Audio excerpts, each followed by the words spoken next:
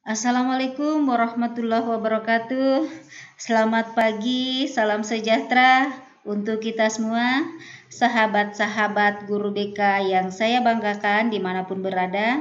Alhamdulillah kita bisa ketemu lagi dalam video kedua kita pada hari keempat ini. Pada pagi hari ini kita akan membahas tentang strategi perubahan pikiran, emosi, dan perilaku. Untuk menciptakan daya dorong adanya perubahan, pastinya akan dibutuhkan suatu strategi khusus untuk menciptakan perubahan tersebut. Strategi yang dimaksudkan adalah penguasaan tentang micro skill. Sekilas memang penguasaan tentang micro skill ini terlihat sangat sederhana, seperti kehidupan kita ini yang sangat sederhana.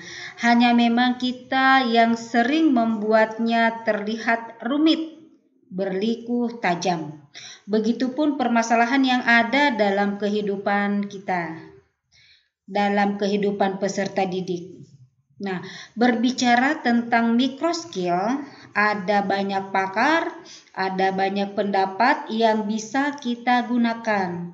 Yang pastinya dalam memilih berbagai keterampilan atau bagaimana kita akan menggunakan suatu strategi, dipastikan harus sesuai dengan kondisi peserta didik kita atau konseli kita dan bagaimana kemampuan kita dalam melaksanakannya.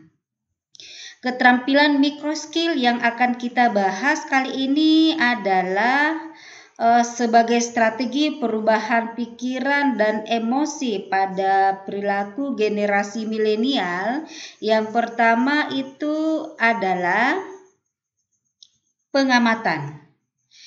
Dalam pengamatan, kita harus dapat menjadi observer yang baik, sehingga dapat mengamati sedetail mungkin berbagai perubahan, berbagai karakteristik pada peserta didik kita, karena generasi ini sedang dalam proses yang kompleks, fluktuatif, dan progresif, karena adanya dukungan informasi dan komunikasi lainnya yang sangat maksimal. Bapak Ibu yang saya banggakan, hal-hal apa saja yang membutuhkan pengamatan dari seorang konselor? Yang pertama adalah bagaimana penampilan konseli secara keseluruhan. Apakah ada perubahan? Kalau dulunya rapi, sekarang acak-acakan mungkin, atau dulunya polos tanpa make up, sekarang siswi kita mulai bermake up, mulai memakai lip balm, bedak, dan sebagainya. Berikutnya, hal yang menjadi sorotan dalam pengamatan ini adalah bagaimana perilaku peserta didik. Apakah dia menjadi seorang anak yang suka melawan, atau mudah tersinggung, atau sangat agresif. Berikutnya, hal juga yang perlu diperhatikan adalah bagaimana suasana hatinya. Apakah anaknya menjadi sosok yang mudah gelisah, apakah murung atau sangat sensitif, mudah menangis, dan lain sebagainya. Nah, hal yang harus kita amati juga berikutnya adalah bagaimana tutur katanya atau bahasanya. Apakah dia suka membahas tentang sesuatu, atau bagaimana mengatakannya, atau bahasa-bahasa apa yang sedang dibicarakannya, atau boleh jadi siapa saja yang sering menjadi sorotan dalam setiap perkataannya. Berikutnya, dalam strategi yang akan kita gunakan adalah bagaimana kita dapat menjadi seorang yang aktif dalam mendengarkan atau active listening. Dalam active listening ini, hal yang harus kita lakukan adalah kita menjadi pendengar yang cermat, mampu memberikan respon-respon yang tepat, dapat memberikan penguatan, dapat merefleksikan apa yang mereka katakan. Ingat, jangan sampai terlewatkan beberapa bagian-bagian yang penting, lalu kita meringkas atau memberikan simpulan dari apa yang dikatakan. Dalam menjadi active listening, hal yang harus kita perhatikan adalah kita diperlukan menggunakan kosakata konseli sehingga akan mudah dipahami oleh konseli. Sekaligus ini menandakan bahwa betapa konselor itu memperhatikan apa yang konseli kemukakan. Konselor itu atau kita dapat memahami apa yang konseli rasakan. Nah, kalau dalam simpulan yang dimaksudkan dalam hal ini adalah seorang konselor dapat mengutarakan kembali dalam kalimat mereka sendiri dengan ringkasan yang singkat, padat, tentang apa yang dikatakan oleh konseli sebagai pembuktian kepada konseli bahwa konselor dapat mendengarkan dengan baik apa yang sudah dikemukakan oleh konseli. Kemudian konselor itu benar-benar dapat memahami apa yang dikatakan oleh konseli. Dalam hal ini mungkin di-ref dengan teknik refleksi yang biasa kita berikan.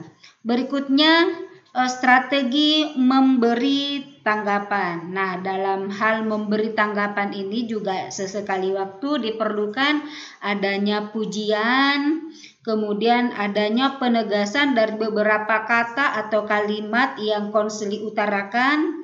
Kemudian kita dianjurkan untuk memberikan dukungan ketika ada beberapa pernyataan yang bagus.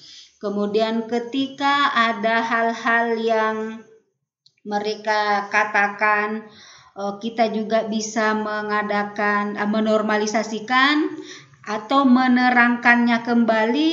Tetapi jika hal itu belum jelas, maka kita bisa menanyakannya kembali. Keterampilan berikutnya atau strategi berikutnya adalah kita gunakan pertanyaan. Nah, pertanyaan yang dimaksudkan ini adalah memberikan pertanyaan yang terbuka untuk bisa mengungkapkan kondisi peserta didik, untuk bisa mengklarifikasi dari pernyataan-pernyataan yang sudah dikemukakan, dan untuk mengetahui rencana-rencana apa yang mereka akan laksanakan. Berikutnya adalah strategi menantang. Menantang dalam hal ini juga mungkin sama dengan konfrontasi. Dalam beberapa situasi, seorang konselor memang perlu untuk melakukan konfrontasi atau menantang konseli tanpa menyinggung perasaan mereka.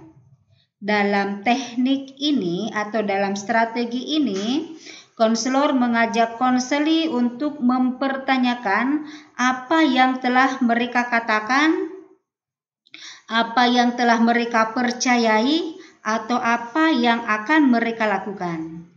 Strategi ini dilakukan ketika konseli membicarakan sesuatu dalam suatu cara yang membingungkan karena apa yang mereka katakan sering tidak konsisten atau bertentangan.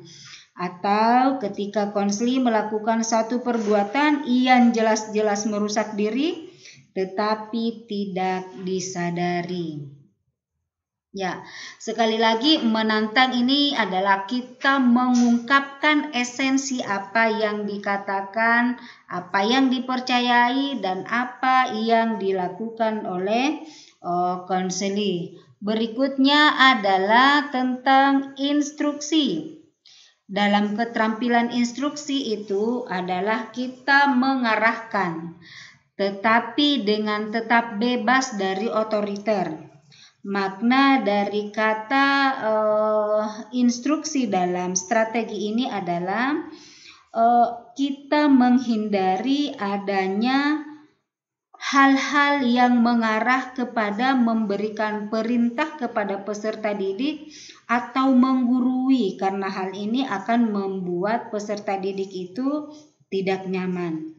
Dalam instruksi ini, hal yang penting dibutuhkan adalah ketika memberikan instruksi diperlukan suatu cara yang tidak terkesan menggurui atau menasehati sehingga konseli tidak merasa nyaman. Karena tujuan daripada teknik atau strategi instruksi ini adalah untuk membantu menata jalannya proses konseling. Berikutnya adalah penggunaan humor. Jadi strategi yang ketujuh dalam hal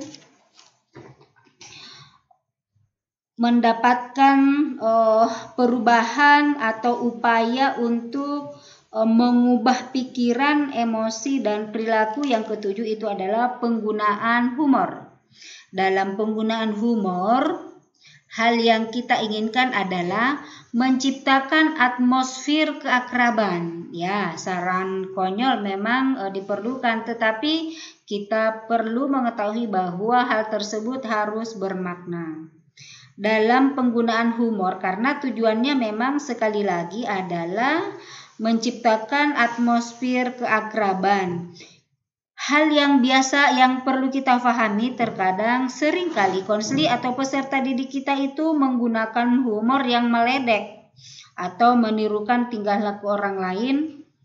Hal ini perlu kita hindari karena itu malah bisa menjadi timbulnya pemicu masalah lain atau timbulnya masalah dengan peserta didik. Itu biasa sangat sering kita temui salah satu pemicu timbulnya pertengkaran di antara sesama peserta didik atau konseli adalah karena adanya bahasa-bahasa meledek atau menirukan masing-masing tingkah laku yang mereka biasa laksanakan.